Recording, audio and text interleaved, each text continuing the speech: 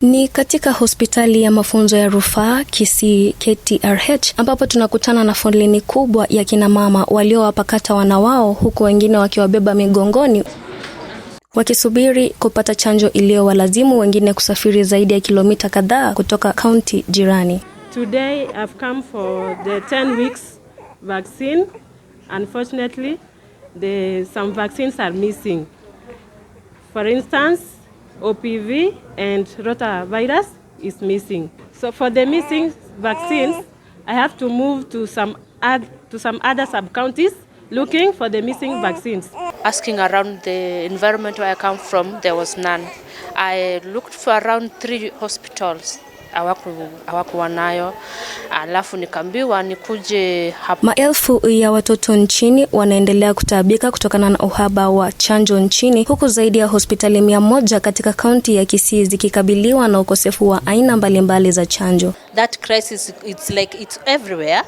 But the moment the vaccines will be available, they'll get. Baadhi ya chanjo ambazo zinakosekana ni kama chanjo ya MMR inayomkinga mtoto dhidi ya ukambi na rubela, chanjo ya DPT dhidi ya pepopunda na kifaduro, chanjo ya BCG inayopewa mtoto anapozaliwa na hata chanjo ya virusi vya corona. When we had announced that we have the vaccines received, bring your children for the same.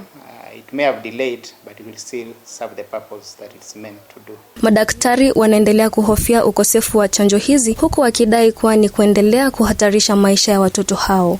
Kukosa hizi chanjo huzuia magonjwa mengi.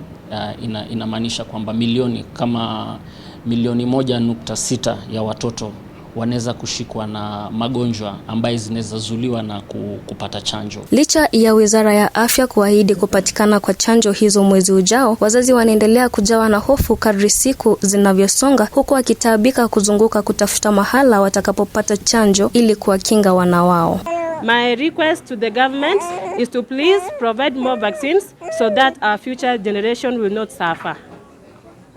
Kenya, it's time that Kenya start thinking of manufacturing their own vaccines within the country, and I think Kenya need to mobilize resources and even partners. La tusisema kwamba hii vaccine imeisha, na si vizuri vaccine iishe wakati watoto wanaenda kudungwa. Ni heri tu tukue na stock, serikali tusaidie tu, tungekuwa na stock ikuwe standby. Mimi ni Miriam Kwamboka nikiripotia Kisii Hot TV.